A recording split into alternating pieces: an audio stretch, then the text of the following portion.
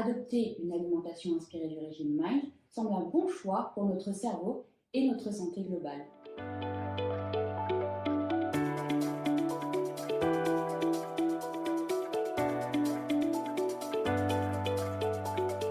Est-ce qu'il existe une bonne alimentation à adopter pour diminuer le risque d'avoir un déclin cognitif avec l'âge?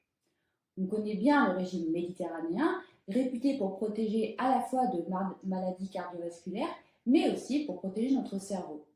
Mais il existe un autre régime, moins connu, conçu spécialement pour la santé cérébrale, le régime MIND.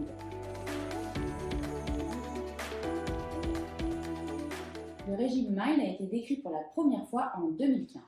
Il combine le régime méditerranéen, donc un régime riche en fruits, légumes, huile d'olive, mais aussi poissons, et le régime DASH, conçu à la base pour lutter contre l'hypertension, qui est pauvre en sel et en graisses saturées.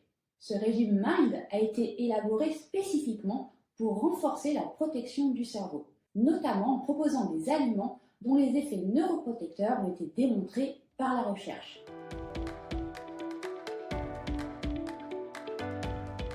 Le régime MIND va recommander plutôt 10 groupes d'aliments et va en limiter 5. Par exemple, il insiste sur la consommation de légumes verts à feuilles, de fruits rouges comme les baies, mais aussi de fruits à coque et d'autres aliments comme le thé, le chocolat noir. Ces aliments sont tous riches en bons acides gras, vitamines et polyphénols. A l'inverse, il conseille de limiter la viande rouge, le beurre, la margarine dure, les fromages gras, les pâtisseries, sucreries et les aliments fruits ou les fast-foods. En effet, ces aliments riches en graisses saturées ont notamment montré qu'ils pouvaient perturber la barrière hémato-encéphalique, donc cette barrière entre le sang et le cerveau, et favoriser l'accumulation de la protéine bêta-amyloïde, protéine toxique présente dans le cerveau des malades d'Alzheimer.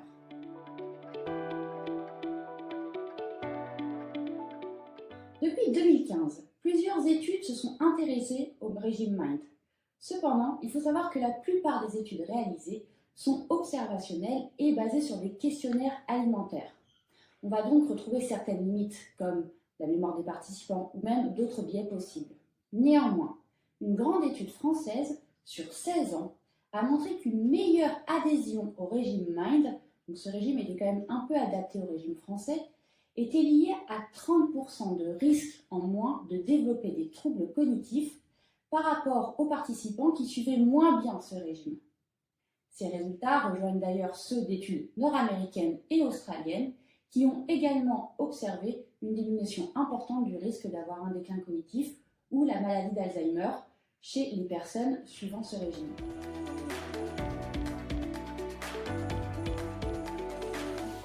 Malgré ces résultats prometteurs, toutes les études ne sont pas encore unanimes. Dans une étude clinique, où cette fois-ci les chercheurs ont suivi 2 groupes de participants pendant 3 ans, donc on avait un groupe suivant le régime MIND et un autre groupe contrôle suivant un régime avec restriction calorique. Et bien dans cette étude, le régime MIND n'a pas vraiment montré d'effet significatif sur la cognition. Les 2 groupes avaient toutefois eu une légère amélioration, mais sans vraie différence entre eux.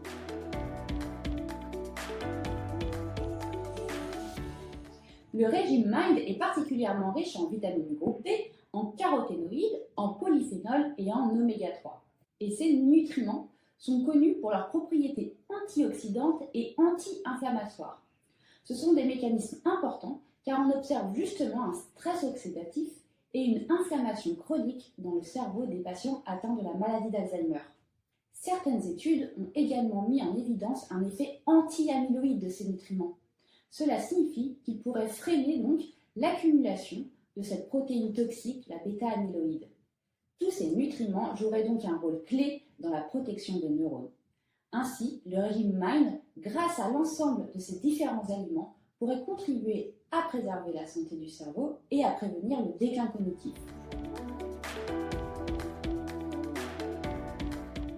Donc en conclusion, le régime MIND apparaît comme une approche prometteuse pour préserver la santé du cerveau et prévenir le déclin cognitif.